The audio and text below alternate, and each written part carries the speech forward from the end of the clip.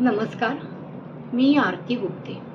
आज मी तुमच्यासमोर ज्येष्ठ आणि श्रेष्ठ कवी श्री विश्वनाथजी शिरडोणकर यांनी लिहिलेली एक कविता सादर करत आहे आणि कवितेचं शीर्षक आहे कविता। ऐकूया तर कविता। न दोस्त है न यार है न प्यार है ये कविता, न दोस्त है न यार है न प्यार है ये कविता।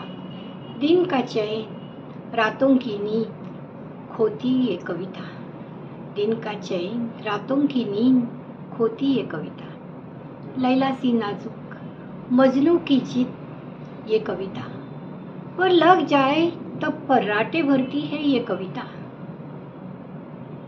शराब सा नशा है जब कभी बहकती ये कविता, फूलों की महक है जब कभी खिलती ये कविता।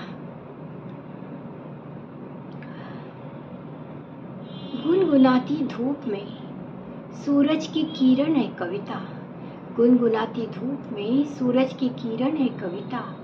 पूनम की रात में चांदनी की बरसात है कविता, पूनम की रात में चांदनी की बरसात है कविता।